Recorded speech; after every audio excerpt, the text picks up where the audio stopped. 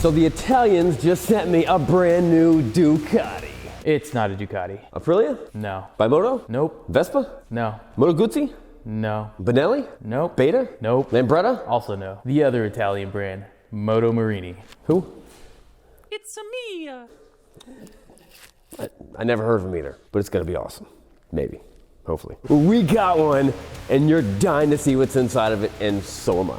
Now hold on a second. This just in. It's what color? Red. Is it a Ferrari? Ferrari. I spelled that poorly. I put that on there. Just mess with you guys. It's probably not a Ferrari. So the interesting thing about this bike, it's designed by Italians, made by Italians, owned by Italians, and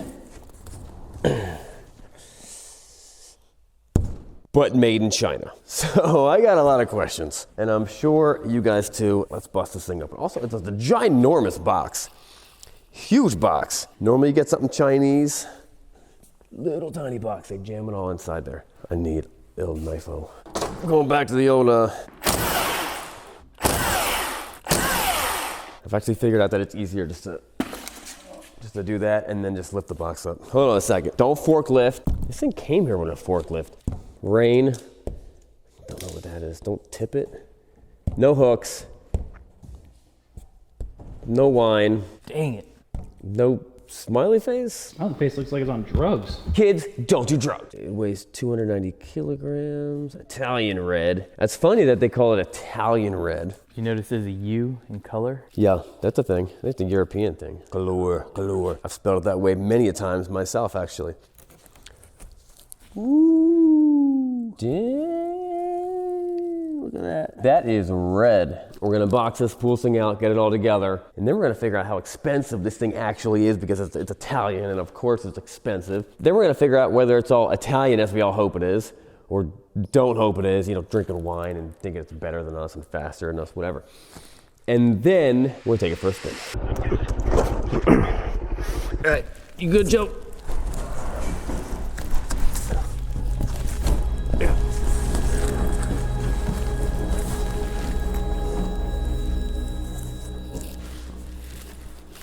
Put it here. Nice. That's kind of a cool looking bike. 649. 649? I didn't think it was that big. That's cool. That's pretty nice. That would be by far the biggest made in Chinese motorcycle I've ever seen. It's Italian. Look at those wheels. Check this out. That is awesome. They remind me.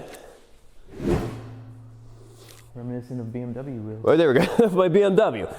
Of my German wheels. That is a really cool look. Man, look at that front fairing.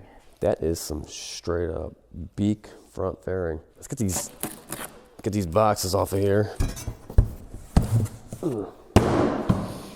That was the headlight. This one's kind of heavy. Probably all the hardware. The plastic. Oh, they put the plastic in from the bottom up. How'd they do that?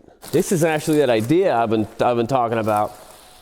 No one steal it, but hear me out. If this bike was in a bag like this and a flood happened and the water came up to here, it would still be in a bag. The bike would be fine. You don't have to deal with insurance and all that stuff. So newest product, I'm coming out with this sometime soon. Flood bag for your motorcycle. Think about it. It's a great idea. Comment below if you think that's a great idea. And don't steal my idea. In 1937, Alfonso Morini, at the age of 39, which is my age, started his very own motorcycle company called Moto Morini. He started out fulfilling a need for utility three-wheelers in Italy, but then a few years later, the war hit and completely leveled his factory. So Alfonso took the hint and stopped making trikes and started making what he was really passionate about, which was two-wheel motorcycles. In 1946, he launched his very first motorcycle, the T125 two-stroke, and it was a huge hit. This metal cage screams this thing was made in Chinese. China. Okay, here's another thing. Look at the tires they're running. Pirelli Scorpions. Nice quality. Are Pirelli's Italian? Pirelli. I mean, it sounds Italian. It sounds, I'm not sure if it's Italian. We need to look that up. Look at this. Teabag. Yo, it came in a tea bag. Dang. Do not eat. Yeah, it's because you drink it, you idiots. So these Chinese manufacturers can create something in a thought out way. Look at this. They got this felt on top of here, just so nothing scuffs it up. Oh, yeah. ASMR. Like a big mustache for. All right, if you guys are wondering, if you're like, hey, Sean, what happened to your beard? We're changing the channel to motorcycles and mustaches. Actually, if you haven't seen the video, go back and watch the Paul Sr. video. B-E-S? T-I-E-S. T-I-E-S. I lost a bet to Paul Sr. So I'm rocking the Fu Manchu, the big Paul Sr. like giant Fu Manchu for a little while. That guy, see? You see it? His looks better. Shut up. Pirelli is in fact Italian. Pirelli is Italian. Yes. Did you look it up or did you I just did. do that? I looked it up. My friend Google told me. Google. I knew it. I knew Pirelli was Italian. It sounded Italian. Use these little Italian clippers. Probably not Italian.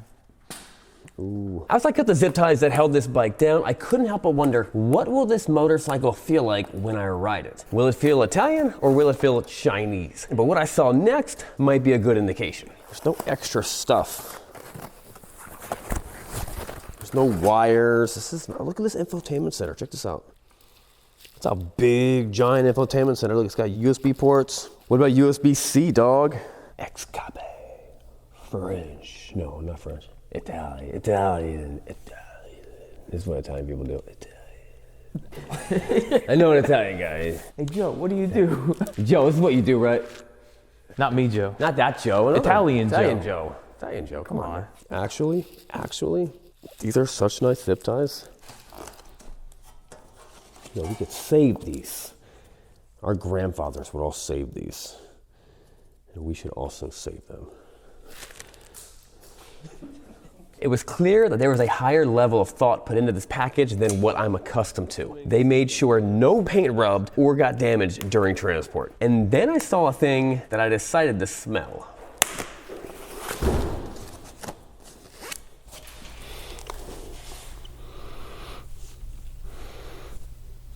Check it out, Joe.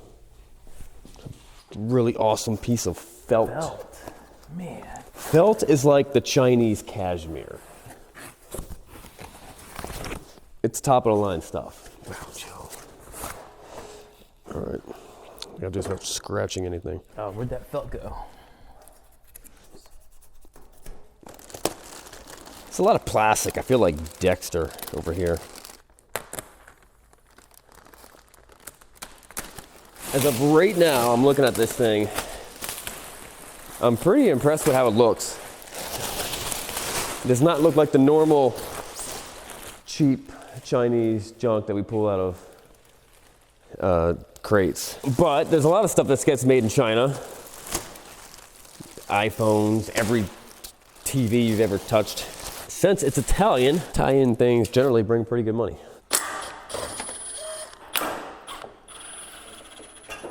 It's interesting that they're not using the normal hardware that I see with the Chinese stuff. It was already on. Batteries in a box.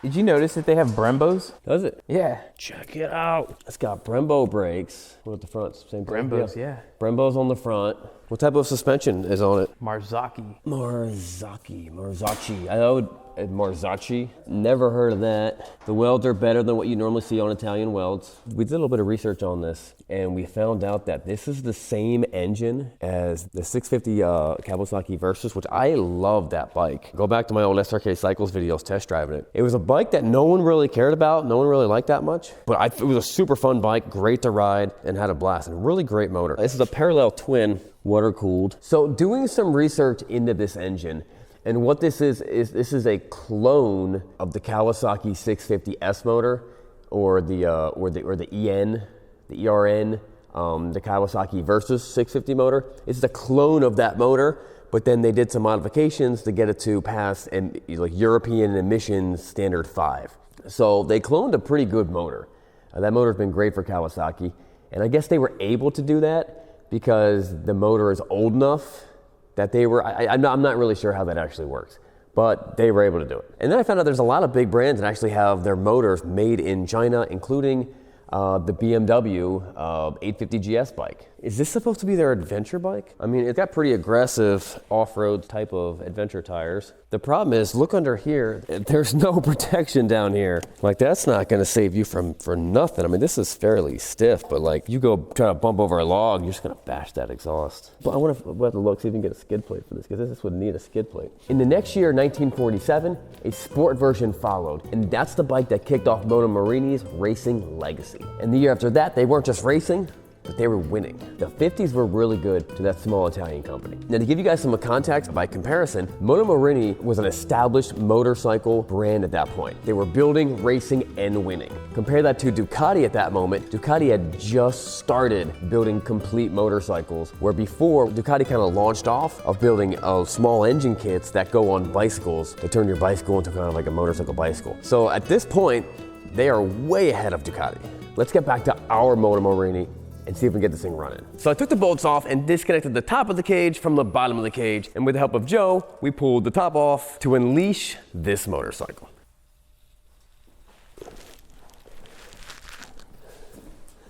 Dang. It's pretty good looking. Looking prettier and prettier. I want to see what's under the seat.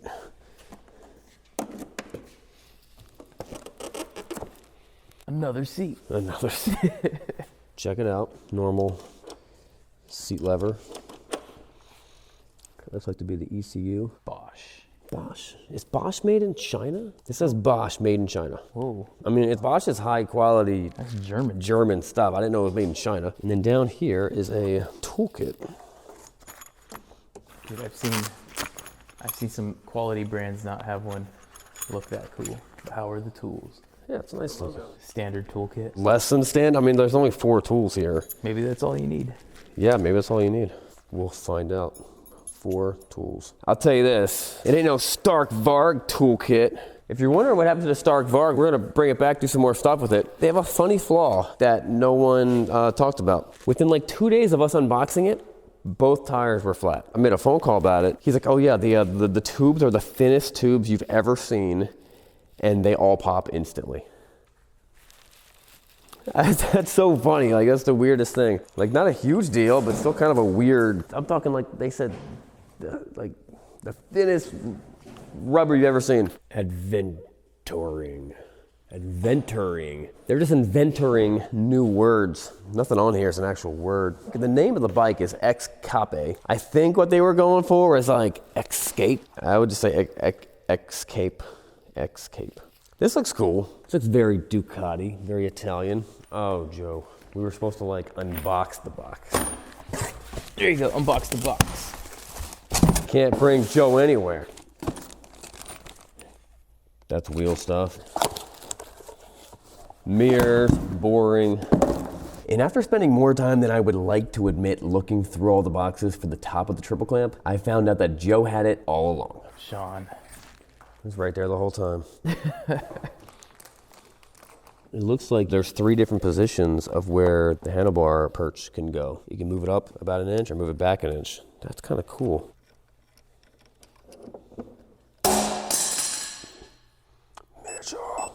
I knew it was the camera guy that knocked off that thing. He tried to blame it on Joe. Looks like the toolkit does not do everything. Moto Morini, give me a toolkit with 4 pieces. Doesn't even do that. I'll check it out. Quality, OQC, I don't know what O is. Occupational Quality Control 3 passed. No date. No date. It's in the past.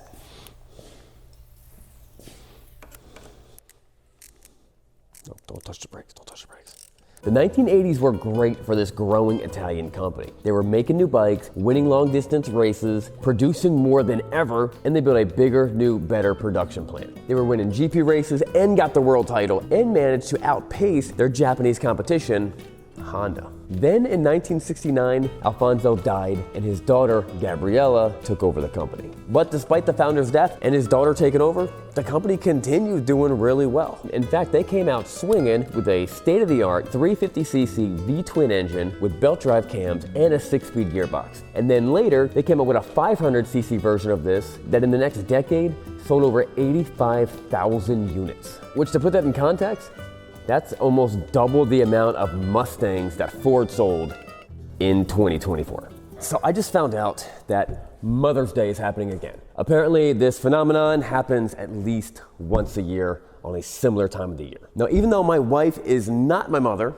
there should be a wife day. That should be a separate thing. I still think my wife expects me to buy her something. Mostly because my kids are a bunch of broke freeloaders. Yes, they're very young. They could still be working. But for this Mother's Day, I decided to get my wife the gift of silence, or whatever else she wants to listen to, with this new model of Raycon Everyday earbuds. These are a game changer. With 32 hours of battery life, she'll be able to go days without charging. And with this quick charge feature, in just 10 minutes you can charge this thing up, which gives you 90 minutes of runtime. These can also connect with anything that uses Bluetooth and connect to 2 devices at once. The noise canceling feature is great when the kids are getting too loud or you're flying on an airplane, and they're also weatherproof, which means they're great for the gym or working out outside. And the best thing about this is these things come in at about half the price of other premium audio brands. They also come in a selection of vibrant colors to match your mom or your wife's style. So you're probably gonna forget to get your mom or your wife something for Mother's Day like I always do. So at least get her something that she's actually gonna use. Go to buyraycon.com/bikesandbeards for 20% off everything site-wide. And if she doesn't like them, you have a 30-day money-back happiness guarantee, no questions asked. I like mine, and I think she will too. So click on the QR code right here, or go to the link below at buyraycon.com/bikesandbeards. And just when I thought that things were going a little too smoothly, well, we had a little dilemma. How do they expect us to do this? We have to lift the bike up, put it on a stand, but you can't put it on a stand because you look underneath and there's no frame underneath there. Now, keep in mind, they don't normally ship bikes to people like this. This is unusual. If you buy one of these bikes, it doesn't get shipped in a crate. That might have been unique to me. Now, you might be thinking, you're like, oh, Sean, you're gonna talk all nice about this bike because they gave it to you for free. I just talked to the producer. They didn't give us the bike. They're letting us review it. Even if they gave us the bike, it doesn't matter. I'm gonna tell you whatever I think about it. If it sucks, it sucks. I'm gonna tell you that. But I think as of now, we gotta send it back to them, or they're gonna come pick it up someday. In what condition they get it back, well, it depends on how it rides and how many times it gets dropped. Because when you ride an adventure bike with tires like this, that just happens. You might be wondering where I got this ship from and where I got the time machine. I got the time machine. I got this big giant button. Well, that's from my buddy over at Media Twist. My friend Chris Kurtz. I was over at his office about a year ago, and I was like, man, these things are so cool. You have this cool things in your office. Someday I'm gonna have a cool office. Let me know when you get rid of this stuff. And he's like, oh, I'm getting rid of it. And I was like, I don't really have space for it. But so we got it.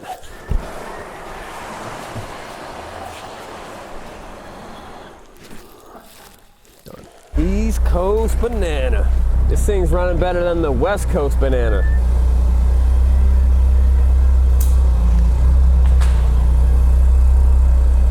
Oh, whoa, whoa, whoa, up.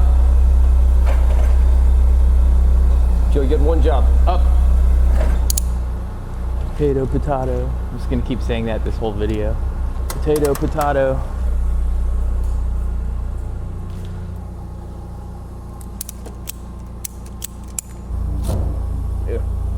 He's had a little too much sticky stuff on it and left a little bit of goo. Need some like goo gone to get that off.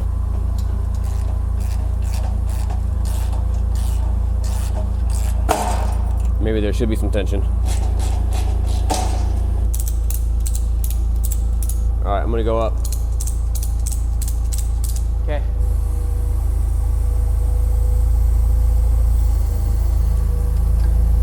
Good? I'll make it even easier for you, Joe. Nice. That's about where I need it, right there. Where's the grease gun? Because why would somebody sell a grease gun with no grease? You ever go to the store and grab grease? I'll go next door and get a finger of it.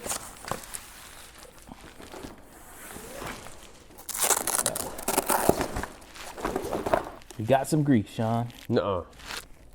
Just a tiny bit. That's all there is in there, though. That's enough. That's enough. That's enough. So after Joe insisted on putting grease on the axle, something that I never do because I don't really know what I'm doing, but somehow still got through most of my adult life by just relying on the grease that was already on there, and I never died, but Joe wanted to do it.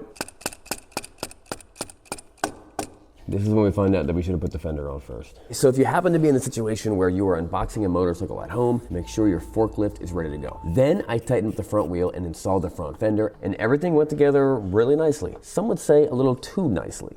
So the 80s hit and everything sucked. Everything sucked everywhere. And Moto Morini was forced to merge with Ducati under the ownership of a company called Texas Pacific Group. And then to make things even weirder, a few years later, Alfonso's nephew, who also ran a small Italian motorcycle company, he bought the name back so he could launch his new V-Twin 1200 muscle bike, which kind of resembles a Ducati Monster. Then, 5 years later, he got into a money pinch. He had to liquidate everything. And then a couple years later than that, he relaunched everything in 2012, brought the factory back to Italy, and launched a bunch of cool models. And then a couple years later than that, which is pretty close to current time, a large Chinese company scooped up the whole company, and they kept the production in Italy. Depending on who you ask, the assembly is still in Italy, but most of the manufacturing is done in China. But I'm pretty sure that bike was assembled in China. And they did it with a goal of keeping the Italian name, bringing costs down, bringing quality up, and then hitting the global market with this brand. And now somehow I have one, and I want to ride it. What's stopping it from turning? What's stopping it? The master cylinder Oh, or the control. there we go. And then I installed the windshield, which went on easily. So if you're wondering, hey Sean, what do people think about your beard, your new mustache? Everyone seems to hate it. Everybody hates it. Never, not got a single compliment about it. I don't mind it.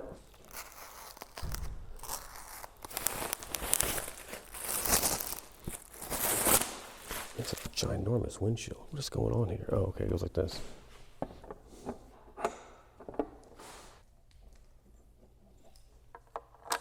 If you ever wonder what that what do they pay for PDIs, yeah, it depends. ballpark. A couple hours labor. How much? $300? Yeah, about that. This is what $300 gets you. Except they do everything the right way because, let's be honest, no one's actually gonna read instructions to do this. I'd rather just do it myself. That's a pretty good looking bike. Look at it. I love the color scheme. It's got good looking lines. The exhaust looks nice. This looks cool. I did find out that there is an aluminum skid plate that you can get for this thing. There's saddlebags you can get for it. There's a lot of different stuff you can get for it. You got crash bars. Also, Marzucci, Ducati uses those same forks on the Diavo and a bunch of their bikes. So those are pretty high-end forks. I'm pretty pumped about that. Obviously the Brembo brakes. It makes you wonder, what does this bike sell for? I know what this thing sells for. It blew my mind away. Let's get a battery in here. How do we do this? We did not. That was the forklift. Oh, That was you. Joe did this. How did Joe do this?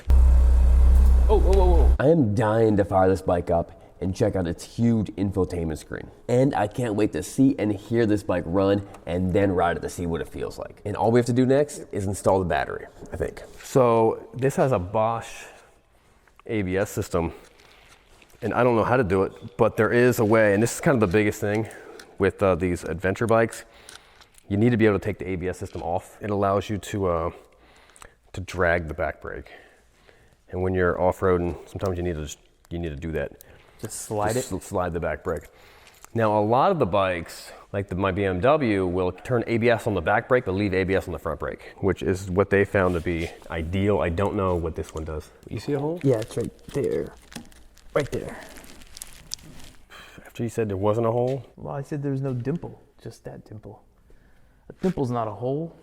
Dimple is a hole. So we got the controls on and the seat back on, and then I expressed my largest pet peeve about the people who are designing motorcycles. I don't know why they make you need tools to take their seat off. A lot of bike companies do that. I don't really get it. If there's things that are accessible underneath the seat that you need, Like batteries. like batteries, you shouldn't need tools to do it. Like, why couldn't that be like a thumb screw or something?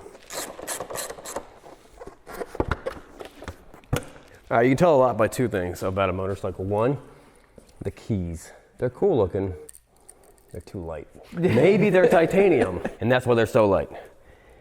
The other thing is, you can tell a lot about a motorcycle by the infotainment screen, which we're about to see. It's not bad. Come on. Ooh. That's pretty sweet. Ooh.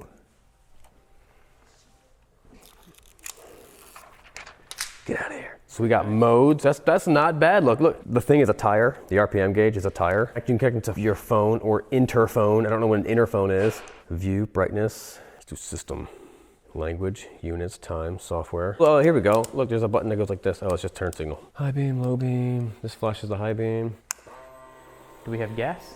Watch, it'll fire up. It'll fire up off the fuel that's already in it. All right, we need fuel. This is the 24. It looks like they still have 24s. Was $799, now is $69.99. $7,000. That's pretty good. Looks wise, this would be compared to like a Ducati Desert X, I would think. It looks kind of like a Desert X in my opinion. Curb weight, 514 pounds, so it's not the lightest off-road bike. This thing's 60 horsepower. That's not bad. That's way more than most dirt bikes. Tenere weighs 452 pounds. What was the horsepower of a Tenere? 72 horsepower. So this is slightly heavier, slightly less power, and what's the Tenere, like 12,000 bucks? $10,999. Like 65% of a Tenere price. That's not bad. All right, let's throw some fuel in here. People love those Teneres. I think the center of gravity feels a little too high, but I love the engine. I think they're, what the heck? Well, this is why it's so much cheaper than the other bikes. Nothing? There we go. It wasn't closed the whole way.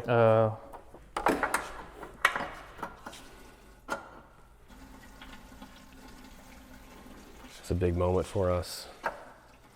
It's a big moment for this little bike. This is the Bikes and Bears first Italian bike, maybe on the channel. First Italian unboxing. First Moto Morini. So according to all the research that I've done, Moto Morini actually came out before the war, 1937. Extensive amount of research to find that out. Let's fire this thing up. Is this throttle by wire? It has a throttle body. No, I hear it though. Throttle by wire wouldn't slap like that. Slap, yo, that thing slaps. All right. Moto Morini. Oh, check it out. What do you want to bet that once you get into the red line, it changes color?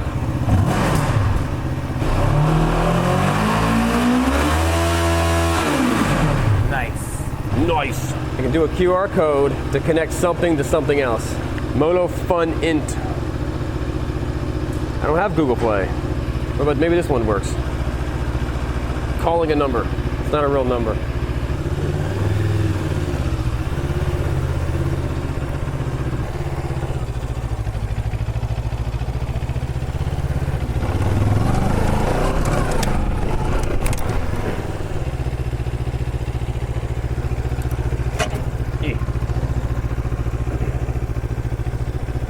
And before we actually take it out, I just wanted to scrub off the lube that they put on the new tires for when they come out of the mold. Also, I just wanted to see if it had enough power to do a burnout.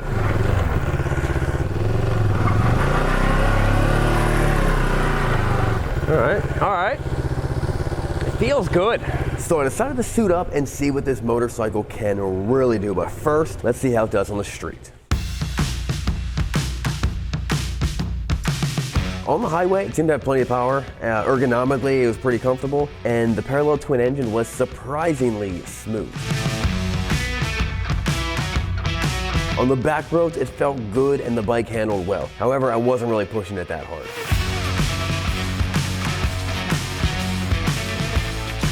The real test is how it does off-road. And yes, I bottomed out every time I hit that jump. That huge jump, like 7-8 feet of air. Like, look mom, look how much air I'm getting on this jump. It doesn't look that big from the picture, but it's just messing it up. But I found out later that the suspension is fully adjustable, and that may have solved that problem. Probably not, but it could have. I was accompanied by my friend Brock, who was riding my camera bike, the BMW, which I consider to be the flagship adventure bike, which the XCape, it's not gonna compare well against the BMW, but for a quarter of the price, it's making me even consider my options. We did some cool things that I thought would look really cool on video, like this and like this. I'm not sure if it actually translated and looked as cool as I thought it was gonna look, but we had a blast riding the bike. And all this Italian motorcycle riding reminds me of one of my favorite Bible verses, Jeremiah 17:7. Blessed is the man who trusts in the Lord, whose trust is the Lord.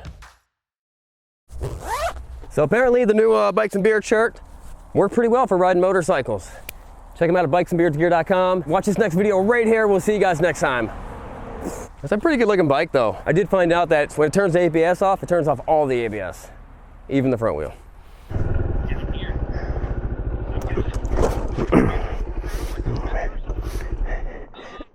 Yeah.